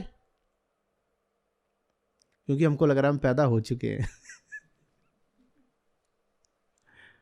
हम जी क्यों नहीं रहे? क्योंकि हमको लगता है हम जी रहे हैं। जिसको दिख जाए कि आप जी ही नहीं रहे, बस एक यंत्रवत प्रक्रिया है, एक झूठ है, एक मुर्दा अस्तित्व है, वो समाप्त हो जाता है। वो समाप्त हो जाता है माने क्या समाप्त हो जाता है? उसका मुर्दा होना समाप्त हो जाता है। जब वो मुर्दा नहीं रहा तो वो जी उठा। इसलिए सत्य के साधक में, ये बहुत मोटी बात बोल दी, सत्य के हटाइए, डिलीट। इसलिए एक ईमानदार आदमी में तथ्यों के लिए आप बड़ी रुचि पाएंगे। मैं यहां तक कहने को तैयार हूं कि वो तथ्यों को सेक्रेड मानेगा, पवित्र। वो बात बात पे जांचेगा, वो विश्वास में नहीं जिएगा, कहेगा हमारा ऐसा विश्वास है जी, हमारी तरफ ऐसा मानते हैं तो मैं भी ऐसा मानता हूं। नहीं, वो कदम कदम पर परखेगा, जिज्ञासा करेगा। यह आध्यात्मिक आदमी का लक्षण है, जीवन के प्रति एक वैज्ञानिक दृष्टिकोण। मैं यूं ही कुछ नहीं मान लेता, मैं परखता हूं, मैं जांचता हूं, मैं पूछता हूं, मैं तुलना करता हूं, मैं अन्वेषण करता हूं, मैं गहराइयों का शोधक हूं। यह वैज्ञानिक दृष्टि अध्यात्म के केंद्र में है बिल्कुल। जो जगत के प्रति वैज्ञानिक नहीं है वो स्वयं के प्रति आध्यात्मिक नहीं हो सकता। जो जगत में अंधविश्वासी है वो भीतर बड़ा अहंकारी होगा। असल में अहंकार का एक बड़े से बड़ा लक्षण होता है अंधविश्वास। और हमारे युग का ये दुर्भाग्य है कि हमने अंधविश्वास को धर्म के साथ जोड़ दिया है। जो धार्मिक नहीं होता सिर्फ वही अंधविश्वासी होता है। जो धार्मिक होगा माने सच्चे अर्थों में जो आध्यात्मिक होगा वो तो वैज्ञानिक होगा। अंधविश्वास का क्या अर्थ है? मुझे अपनी मान्यता में जीना है साहब। मान्यता है, हम मानते हैं, क्यों हो नहीं, पर ऐसा क्यों, क्या क्या है, नींबू मिर्ची क्या नहीं, हम ऐसा मानते हैं, हम ऐसा मानते हैं। कौन मानता है? मैं। और वो कह रहा है मुझे जांचना नहीं है, मैं ही सत्य हूं ना, मैं ही बादशाह हूं, तो मैं मानता हूं तो सच है, मैं जांचूं क्यों? मैं कौन हूं साहब? मैं कौन हूं? मैं बादशाह हूं, तो मैं फलानी चीज को मानता हूं, तो मेरे मानने के कारण वो बात सच हो गई। वो बात सच है या नहीं, नहीं प्रयोजन, मैं मानता हूं तो सच हो गई। अंधविश्वास अहंकार की ठोस निशानी है। और अन्वेषण और खोजी की नजर और जिज्ञासु होना और वैज्ञानिक दृष्टि रखना, यह आध्यात्मिक आदमी की निशानी है। जिसको देखें कि उसको कुछ बोल रहे हैं और वो बस मान ले, यह आदमी अहंकारी है। यह अहंकारी लेकिन लगेगा नहीं। आप कहेंगे ये देखो ये तो भला आदमी है, कितना भोला, जो पट्टी पढ़ाई पढ़ ली। नहीं, यह अहंकारी है, इसे मैं को बचाना है। और जिसको आप कुछ बताएं और 5 सवाल करें एक के बाद एक, करता ही जा रहा है, करता ही जा रहा है, वो आपको लगेगा कि यह अक्खड़ आदमी है, क्या रूखा आदमी है। यार बता दिया, मान लेना। प्रश्न प्रतिप्रश्न करे ही जा रहा है, आप चिढ़ जाएंगे। आप चिढ़िए मत, उसे सच्चाई से प्यार है इसलिए बार बार पूछ रहा है, खोद खोद के पूछ रहा है। वो आध्यात्मिक है सचमुच, लेकिन हम उल्टे हो चुके हैं। हम झूठे लोगों को आध्यात्मिक मानते हैं और जिज्ञासुओं को अकड़ू या घमंडी बोल देते हैं। आप उपनिषदों में जाते हैं, वहां क्या है? वहां कुछ बातें बोल दी गई हैं कि मान लो, या वहां प्रश्न प्रतिप्रश्न का दौर चल रहा है लगातार? क्या पाते हैं आप? अष्टावक्र गीता में क्या हो रहा है? एक दिन अष्टावक्र को सुर आई तो बैठ गए और बोले अब मैं एक श्लोक बता रहा हूं, चलो लिखो। ऐसे अष्टावक्र गीता का जन्म हुआ? बोलिए ऐसे हुआ क्या? यह संवाद है। और आप संवाद पे संवाद ही तो पाते हैं। छांदोग्य उपनिषद अभी अंग्रेजी में हम लेकर चल रहे हैं, में नारद सनत कुमार संवाद चल रहा है। अष्टावक्र गीता हम एपी सर्कल पर लेकर चल रहे हैं, वहां पर अष्टावक्र जनक संवाद चल रहा है। श्रीमद् भगवद गीता तो हमारा केंद्रीय काम मिशन है ही, उसमें कृष्ण अर्जुन संवाद चल रहा है। और ये जितने लोग हैं जिनसे बातचीत हो रही है, हल्के लोग कोई भी नहीं है। ये सब के सब मानने को तैयार नहीं होते आसानी से। ये क्या करते हैं? नहीं, पूछो, हमारे पास कहने को कुछ नहीं है, तुम पूछोगे तो हम कुछ बोलेंगे। अंधविश्वास नहीं, बोध, बोध, बोध। और अंधविश्वास बस वही नहीं होता नींबू मिर्ची वाला, ये हम अपने भीतर जो जीवन के बारे में 100 तरह की मान्यताएं रखते हैं वो भी अंधविश्वास ही है। जांचा करो, पूछा करो। एक बात मैं और थोड़ा स्पष्टीकरण चाहूँगा आचार्य जी। सामूहिक कल्पना भी तो होती है। सामूहिक जैसे लोकतांत्रिक तथ्य है, ऑब्जेक्टिव इमेज सबने देखी इमेज है, तो अंधविश्वास जो फैला हुआ है वो सामूहिक कल्पना है। सामूहिक कल्पना को ही तथ्य बोलते हैं। ऐसी कल्पना जो सब कर रहे हो वो तथ्य बन जाती है। उदाहरण के लिए हिटलर के समय में यह तथ्य था कि यहूदी बेईमान होते हैं और उनको अगर खत्म कर दो तो कुछ बुरा नहीं है। यह एक तथ्य था, यह तथ्य है बिल्कुल। आज आप वैसी बात बोले तो आपको पकड़ के डाल देंगे एंटीसेमिटिज्म जेल वगैरह में, पर उस समय यह तथ्य था। नाजी पार्टी ऐसी छाई थी कि पूरा देश ही मानने लग गया था कि यहूदी तो होते ही ऐसे हैं कि इनको मारना ठीक है। यह तथ्य बन गया था। सामूहिक कल्पना तथ्य बन जाती है। किसी चीज को अगर तथ्य के तल पर ले आ देना हो या तथ्य जैसा स्वीकार करा देना हो तो बस ये करो कि 500, 1000, 10,000 या 10 करोड़ लोगों का एक दल बना लो जो सब एक ही बात कह रहे हो। जो बात सब कह रहे हो वो बात तथ्य बन जाती है। इसीलिए तो तथ्य आखिरी चीज नहीं होता ना, इसीलिए तो तथ्य आखिरी नहीं होता। और सत्य पर बैठकर जो देखते हैं वो यही कहते हैं कि तथ्य और कल्पना में कोई बहुत अंतर नहीं है।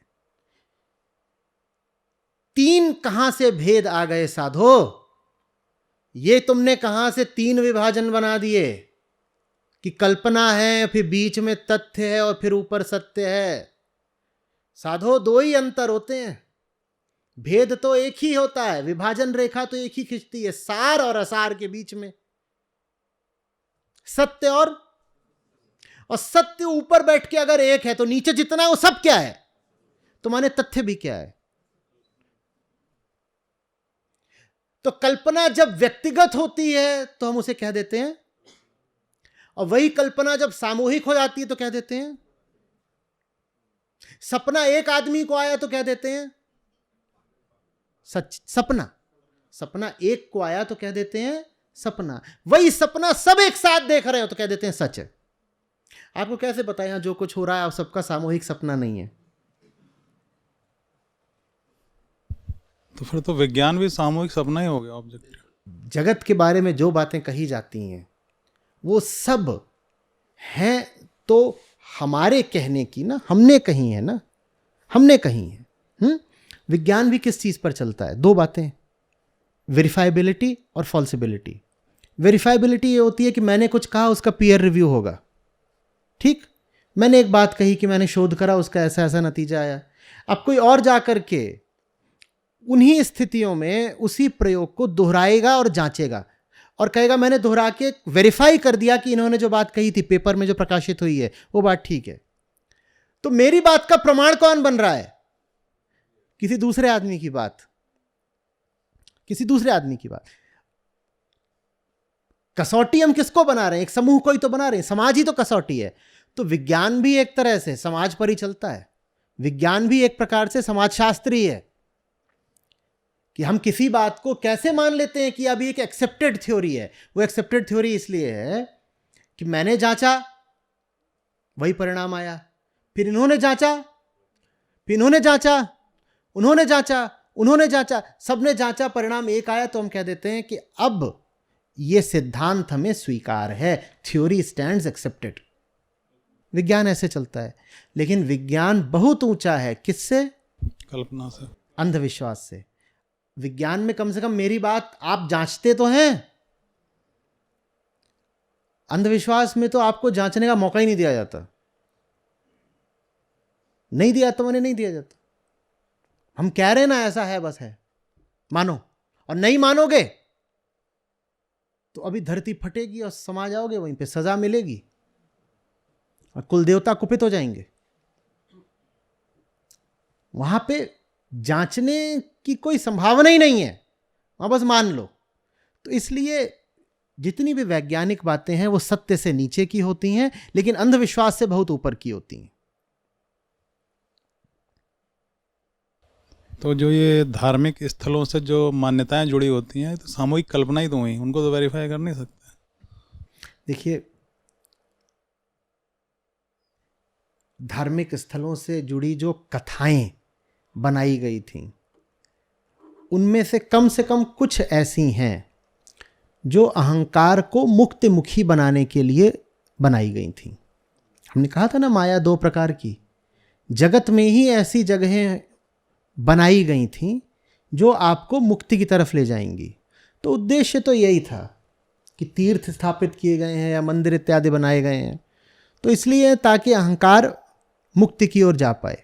या अब किताबें सब किताबें होती हैं, उपनिषद भी तो पुस्तकें ही हैं ना, या गीता भी तो पुस्तक ही है, पर वो एक विशेष प्रयोजन से लिखी गई है। वो लिखी गई है कि उसको पढ़ोगे तो मुक्त हो जाओगे। और 70 तरह की किताबें हैं, फिक्शन है, ये वो बातें, उनको पढ़ोगे तो दुनिया की कीचड़ में और धंस जाओगे। तो किसी भी बात को हम सिर्फ इसलिए नहीं खारिज कर सकते। हम जहाँ पे खड़े हैं, मैं हमारे लिए बोल रहा हूँ, मुक्त जनों के लिए नहीं बोल रहा हूँ, अपनी और आपकी बात कर रहा हूँ। हम जहाँ खड़े हैं, हम किसी बात को सिर्फ इसलिए खारिज नहीं कर सकते कि वो भौतिक है। बिल्कुल ठीक बात है, पत्थर भौतिक है, पानी भौतिक है, गंगा भौतिक है, मंदिर भौतिक है, सब भौतिक है। पर सिर्फ इसलिए कि वो भौतिक है, हम ये नहीं कह सकते कि इसको ठुकरा दो, रिजेक्ट। अगर उस भौतिकता से मैं भौतिकता के पार जा पा रहा हूं तो वो भौतिकता शुभ है मेरे लिए। ये जगह भी तो भौतिक है ना। यहां पे आप क्या कर रहे हो? यहां पे इसलिए आए हो कि यहां पे हम आप में पिज्जा बर्गर बांटेंगे और बातें करेंगे कि और दुनिया को कैसे भोग लें, ये क्या कर लें। आप क्या करोगे? आप एक जंगल के बीचों बीच फंसे हुए हो, आपको बाहर भी जाना है तो आप कहां से रास्ता निकालोगे? जंगल से ही तो निकालोगे ना। तो जंगल में सब कुछ ही ऐसा नहीं होता। जो आपका दुश्मन है, आपको समाप्त कर देगा, आपके लिए ठीक नहीं है। जंगल में ही ऐसे तत्व होते हैं जो आपको बाहर निकलने की राह दिखा देंगे। मंदिरों को जगत के पार जाने के साइन बोर्ड की तरह बनाया गया था। जैसे जंगल में किसी ने दिशा निर्देशक कुछ चिन्ह डाल दिए हो, दिस वे। आप सिनेमा हॉल में जाते हो, दफ्तर में जाते हो, वहां एग्जिट लिखा होता है, नहीं, वहां लिखा हुआ उधर एग्जिट। तो मंदिर वही है, वहां लिखा नहीं होता, पर पढ़ा ऐसे ही करिए, वहां लिखा होता है एग्जिट कैसे करनी है। यहां से निकलने का रास्ता ये रहा। कहां से निकलने का रास्ता? ये अलग बात है कि वो सब समाप्त हो गया, सब समाप्त हो गया। आज जो अवस्था है हमारे मंदिरों वगैरह की, वहां से मुझे नहीं लगता कि किसी को भी मुक्ति लाभ होता है। लाभ क्या होगा? अब तो मंदिर बनाए भी इसलिए नहीं जाते कि मुक्ति मिले। अब तो मंदिर भी हमारे अहंकार का सूचक होके रह गए हैं। आप भी कैसे कहते हो कि फलाने मंदिर जाना है, और बहुत बड़ा मंदिर है। माने बड़ा है माने क्या? मंदिर है, सेठ जी की कोठी है कि तुम उसका आकार देख रहे हो? भाई किसी आदमी के बहुत पैसा आ जाता है तो क्या करता है? अपने लिए बहुत बड़ा सा महल बनवाता है। तो मंदिर को भी तुमने उसी कसौटी पर कस लिया कि कितना बड़ा है। तो वैसे ही जैसे देखते हो कि इसकी जेब कितनी बड़ी है, किसकी प्रतिष्ठा कितनी बड़ी है, वैसे ही देखते हो मंदिर कितना बड़ा है। या बड़ी मान्यता है, बड़ी मान्यता है, फलानी बड़ी मान्यता है। मान्यता है माने मंदिर तो मान्यता का विध्वंसक होना चाहिए ना। मंदिर वो जगह है जहां जाके सारी मान्यताएं समाप्त हो जाएं।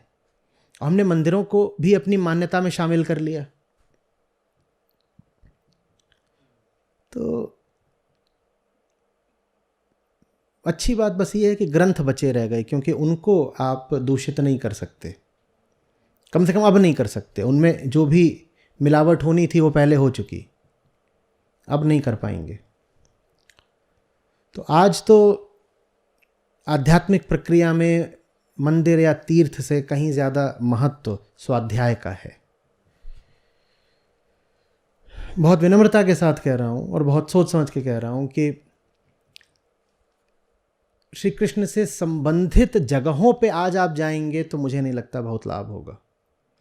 उन स्थलों की, उन भौगोलिक स्थानों की अब कोई विशेषता रह नहीं गई है। उनको आदमी के स्पर्श ने बड़ा दूषित कर दिया। हम बहुत गंदे लोग हैं ना, जिस चीज़ को छू दें गंदा कर देते हैं।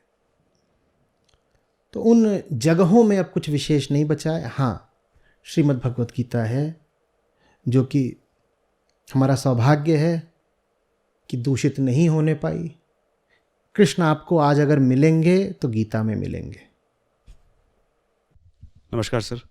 सर, आपकी बातें सुनकर एक कबीर का वो दोहा याद, कबीर साहब, हाँ, कबीर साहब का, दुविधा में दोनों गए माया मिली ना राम। तो होता क्या है, जैसे आपकी बातें सुनता हूँ मैं, गीता समागम से भी जुड़ा हुआ हूँ, तो जब बातें सुनता हूँ, पढ़ता हूँ, तो बहुत एक आनंद की अनुभूति होती, लगता है कि सही रास्ते में आगे बढ़ रहा हूँ।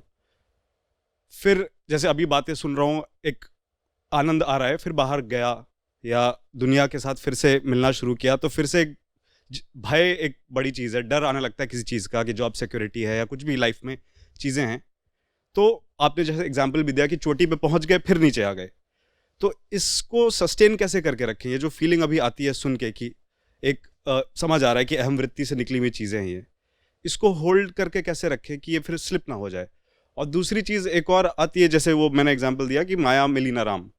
अब जब मायावी दुनिया में देखें, दोस्त बुलाते हैं कि आ जाओ, बियर पीते, एक पिज्ज़ा खाते हैं, तो उसमें भी बहुत आनंद आता है।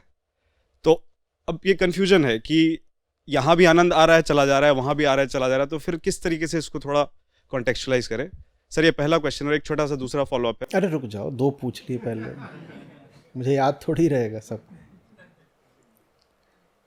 पहला ये कि पकड़ कर कैसे रखें, है ना।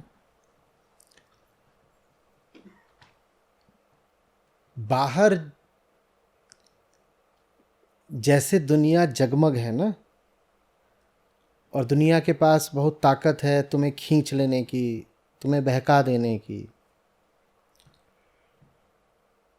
उसी दुनिया ने तरीके भी विकसित कर रखे हैं जो यहाँ बात हो रही है उसको दोहराने के।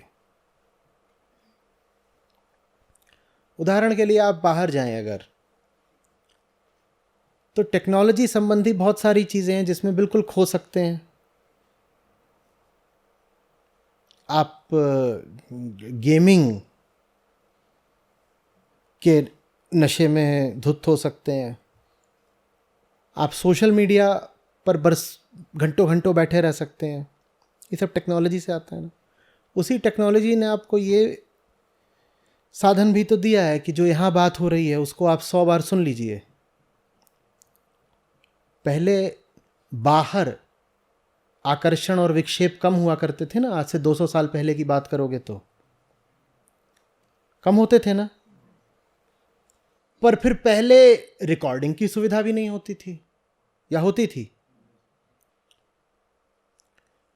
आज बाहर तमाम तरह के विक्षेप हैं,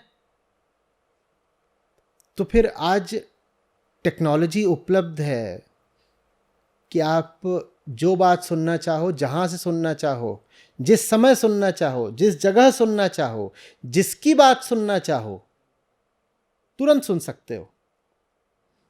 ये कोई छोटा मोटा वरदान है?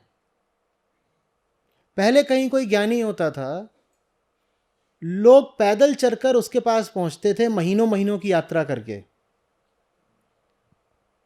सुना है ना ये सब? महीनों पैदल यात्रा करके जा रहे हैं कि कोई ज्ञानी है, फिर जाके गिर जाते थे, कहते दर्शन हो गए, कहता था हाँ बच्चा बताओ कैसे। बोले एक छोटा सवाल था, वही पूछने आए थे। उन्होंने छोटा सवाल पूछा, ज्ञानी जी ने घंटा भर भाषण झाड़ दिया। अब वो घंटे भर का भाषण उन्हें याद कितना रहेगा, वो थका हुआ आदमी है वो बेचारा। पर सुविधा नहीं थी कि रिकॉर्ड कर पाओ। आपके भीतर पात्रता ऐसी होनी चाहिए थी कि तत्काल ग्रहण कर लो, जबरदस्त श्रवण शक्ति चाहिए थी कि जैसे श्रवण हुआ तहीं मनन भी हो गया, जो बात कान पर पड़ी वो सीधे मन में बैठ गई। और ये कितनी मुश्किल बात थी, एक बार को सोच के देखिए। पहले तो जहां जा रहे हो उनका कुछ पता ठिकाना मालूम नहीं, अब तो सब कुछ पता होता है, एक एक बात पता है, 5 मिनट ऊपर नीचे नहीं हो सकता। आप चले होंगे गुड़गांव से यहां आने के लिए, जीपीएस आपको जितना समय बताता है आमतौर पर ठीक उतना ही लगता है। पहले कुछ पता ही नहीं होता था, रास्ता है, जंगल है, पहुंचेंगे नहीं पहुंचेंगे, कोई बीमारी लग जाए, क्या हो जाए, डाकू लूट लें, कुछ पता नहीं, नदी पड़े, कोई वो बाढ़ आई हुई है। तो टेक्नोलॉजी ने ही आपको तमाम तरह की आज सुविधाएं भी तो दी हैं, उन सुविधाओं को आप सही दिशा में इस्तेमाल करें। फोन पर आप इंस्टाग्राम की स्क्रॉलिंग करते जा रहे हो और साथ ही ये भी कह रहे हो कि सर आपकी बातें सुनते हैं, उन बातों से तात्कालिक राहत मिल जाती है। तो वही बातें इंस्टाग्राम पर भी तो मौजूद हैं। बाकी जितनों को सुनते हो करो सबको ब्लॉक, काहे नहीं करा आज तक? सवाल में अगर ईमानदारी होती तो सवाल पूछने से पहले ही उन सबको ब्लॉक कर चुके होते। फिर कहते ब्लॉक कर दिए हैं, तब भी वो घूम घूम कर आते हैं। ऐसा कैसे हो जाएगा? ऐसा तो नहीं है। मैं पूछ रहा हूं, बाहर आप फिसल जाते हो या फिसल जाना? अब चाहत का तो कोई उपचार नहीं होता, आपका मन ही है फिसलने का, तो कोई क्या करेगा? फिर तो चलिए मन के चलाए। किसी न किसी जगह पर स्वीकारना होता है कि जो चल रहा है वो मेरी मर्जी से चल रहा है। तो जो चल रहा है उसको बदला भी सिर्फ एक तरीके से जा सकता है, मेरी मर्जी से, मैं मालिक हूं। वेदांत आपको बड़ी शक्ति से उत्प्रोत कर देता है, आपके हाथों में चुनाव की ताकत रख देता है। वो कहता है तुम परिस्थितियों के हाथ में खिलौना नहीं हो, तुम हवाओं के बीच में तिनका नहीं हो, तुम्हारे साथ जो हो रहा है वो तुम्हारा अपना चयन है। बस तुम बेहोश हो, इसीलिए गलत चयन करते जा रहे हो बार बार। क्यों बेहोश हो? जगो। इसीलिए वेदांत का जोर कुछ करने पर नहीं, जागने पर है। कहते तुम जग जाओ, फिर क्या करना है क्या नहीं करना खुद ही देख लोगे। तुम जगो, लेकिन जगना है या नहीं जगना है वो भी अपना। तुम नहीं जगना चाहते, कोई क्या कर लेगा? कृष्ण गीता कह गए, लेकिन क्या सब अर्जुन हैं? कितने जग गए उससे? समझाने वालों की तो कभी कमी रही नहीं। समझ में कितनों को आया? खोट क्या समझाने वालों में थी? तुम्हें समझना ही नहीं तो क्या होगा? मैं समझना ही नहीं तो समझाने वाला क्या कर लेगा? कहें कबीर काली चादर कैसे चाढ़े रंग, गुरु बेचारा क्या करे शिष्य न लागे अंग। तुम काली चादर बन के बैठे हो, तुम्हें कालेपन से मोह है, तुम्हारा दिल आ गया है। Black is sexy. अब क्या करेंगे कबीर? ऐसे देख रहे हो तुम, क्या करेंगे? और मैं कहां कह रहा हूं कि तुम दोस्तों के साथ बैठो और तुम पिज्जा खा रहे हो, बियर पी रहे हो। पता तो हो कि कौन से दोस्तों के साथ बैठना है। कह रहे हो उसमें आनंद आता है। जिनके साथ बैठा करते थे, कोई पहली बार तो तुमने बियर पी नहीं होगी, 5-10 साल पहले जिनके साथ पीते थे वो आज भी तुम्हारे साथ हैं क्या? सब उनमें से 10 को तो ब्लॉक कर चुके हो, 5 को गाली देते हो, 3 तुम्हारा रुपया लेके भाग गए, 2 का रुपया तुमने चुरा रखा है। हाँ या ना? अतिशयोक्तियों को मेरी माफ करिएगा, मुझे मालूम है बड़ा चढ़ा के बोल रहा हूं, पर इशारा समझिए। तो आनंद कहां है ऐसे दोस्तों के बीच? दोस्त भी किसको बनाना है ये बात गीता ही तो बताएगी। गीता ये थोड़ी कह रही है कि सिर्फ कृष्ण से दोस्ती करो और किसी से नहीं। गीता कह रही है कृष्णत्व से दोस्ती करो। कृष्ण माने वो थोड़े ही जो ऐतिहासिक चरित्र हैं, जो अर्जुन के समक्ष बैठे हुए हैं रथ पर, उनको नहीं कृष्ण कहा जाता। वो तो गए। जो हाड़ मास का होता है वो तो जाता है। गीता इसलिए है ताकि कृष्णत्व के प्रेम में पड़ जाओ। तुम्हारे दोस्तों में कृष्णत्व है? अगर है तो बहुत अच्छी बात है, गीता सार्थक हो गई तुम्हारे लिए। और अगर नहीं है तो गीता तुमसे कह रही है ऐसे दोस्तों से किनारा करो। ये किस काम के हैं? इनसे कुछ नहीं मिलने का। अध्यात्म सही संबंध बनाना सिखाता है। अध्यात्म ये नहीं कहता जगत से नाता ही तोड़ लो। जगत से नाता तोड़ के कहां जाओगे? मर भी जाओगे तो राख इसी जगत में रहेगी। बल्कि तुम तो एक जगह रहते हो, राख तो जगह जगह बिखेर दी जाती है। लो, जगत से भागना चाहते थे, मिट्टी में मिल गए। कौन भाग सकता है जगत से? इसी जगत में रिश्ते सही बनाओ ना।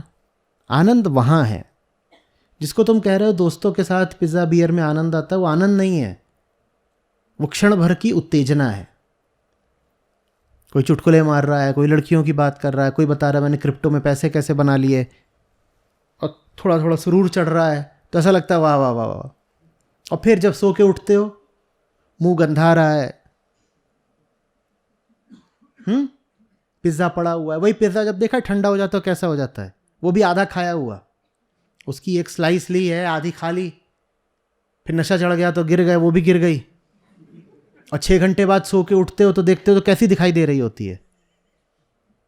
अब कैसा लग रहा है? ये आनंद है। आनंद की पहचान होती है नित्यता। ये क्षणिक उत्तेजना है, थोड़ी देर के लिए उबाल आ गया, फिर क्या हुआ? फिर कुछ नहीं हुआ। फिर ये होने लग गया, ओए आज तो डच करना था ना, पर वो उसको डोमिनोज वाले को दिया तो मैंने 3200। भाई वो कैश नहीं है, अरे पेटीएम कर देना। वो भाई मेरा वो अनइंस्टॉल हो गया है, इंस्टॉल कर लेना। भाई नेटवर्क नहीं आ रहा, मैं हॉटस्पॉट देता हूं, कर लेना। यार अजीब आदमी है तू। कह रहा हूं बाद में कर दूंगा। भाई पे यकीन नहीं तुझको? अब ये नौबत आ गई है, भाई पे शक करता है। छोड़ यार, जा रहा हूं मैं, दिल तोड़ दिया तूने। ये आनंद है, ये आनंद है। और जाते जाते भी वो जो ऑर्गेनो सीजनिंग होगी वो जेब में भर के जा रहे हैं। अरे ये काहे को छूटे।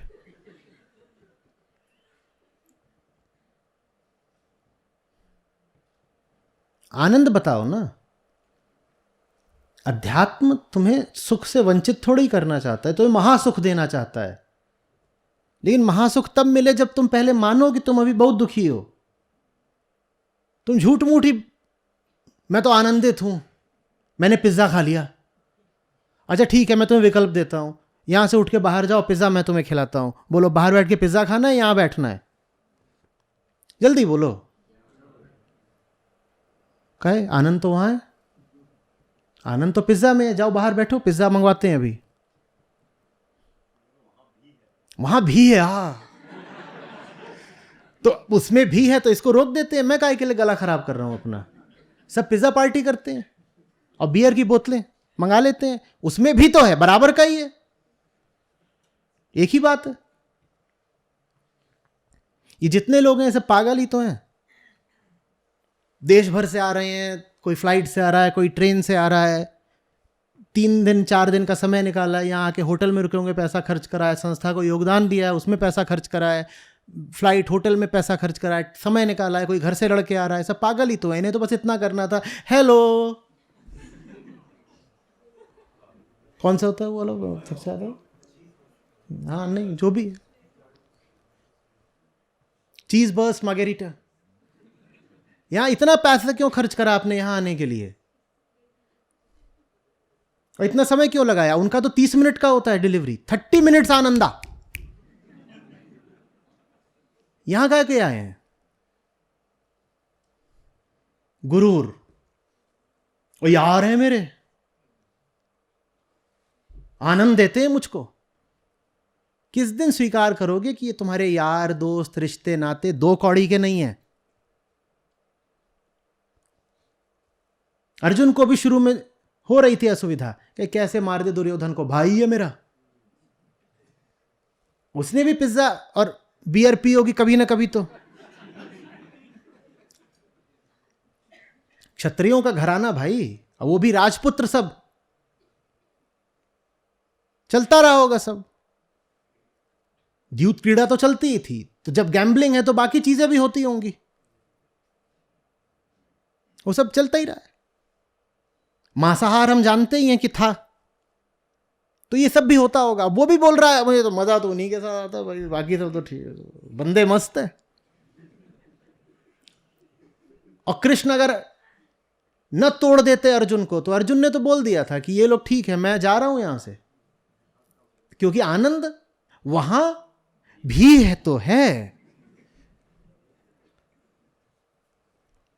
बेटा पूरी गीता यही है कि जिनको यार दोस्त बोलते हो ना, चलाओ बाण, खटाखट साफ करो एक एक को।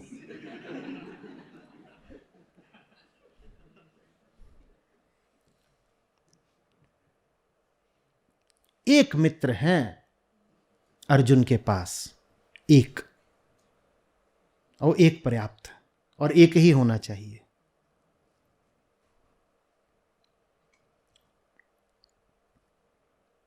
जो कुनबा लेके बैठे हो, किसी काम के नहीं होते ये।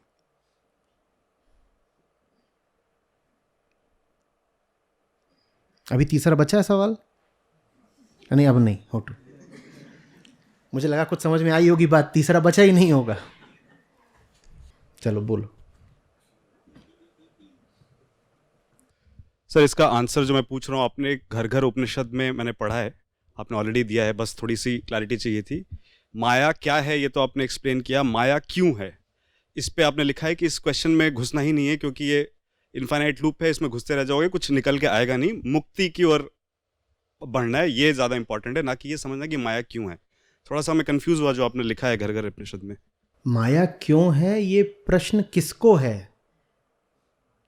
ये प्रश्न किसको है? अहम को। अहम को। अहम को प्रश्न होना क्या चाहिए? कि माया से मुक्ति कैसे मिले? मुक्ति कैसे मिले?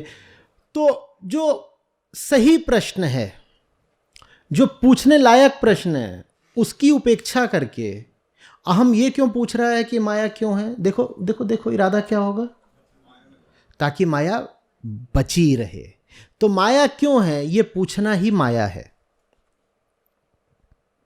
माया क्यों है ये पूछना ही माया है। बहुत तुमको अगर उत्सुकता हो रही है तो अधिक से अधिक ये पूछ लो कि माया किसको है? किसको है माया? अहम को। अहम को है, ठीक है। अहम कौन है? पागल। पागल, ठीक है। माया किसको है? पागल को। अहम को। अहम पागल है। चलो वही पुराना अपना उदाहरण बताइए, 7 उंगलियां क्यों हैं? ये 7 उंगलियां क्यों हैं? इन्होंने पूछा माया क्यों है, मैं पूछ रहा हूं 7 उंगलियां क्यों हैं? नहीं, मुझे तो दिख रही है ना, मुझे दिख रही हैं 7 उंगलियां। बताइए 7 उंगलियां क्यों हैं? जो है ही नहीं उसके बारे में कैसे बताऊं कि क्यों है? माया माने जो है ही नहीं पर तुमको लगता है कि है। जो है ही नहीं उसके बारे में पूछ रहे, बताइए क्यों है। मैं पूछ रहा हूं बताओ मेरी 6ठी 7वीं उंगली क्यों है? तुम मुझे बता दो ये 7 उंगली क्यों है, मैं तुम्हें बता दूंगा माया क्यों है।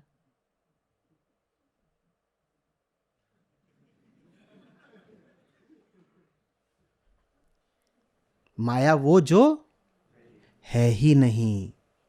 जो है ही नहीं उसका कारण क्या होगा? कारण अगर बहुत जानना चाहते हो तो कारण है मैं। पर फिर फंसोगे, कहोगे मैं का क्या कारण है, तो कहेंगे माया। वो उसी में तुम ऐसे गोल गोल घूम जाओगे, और गोल घूम करके बस एक काम है जिससे बच जाओगे। कौन सा काम? मुक्ति।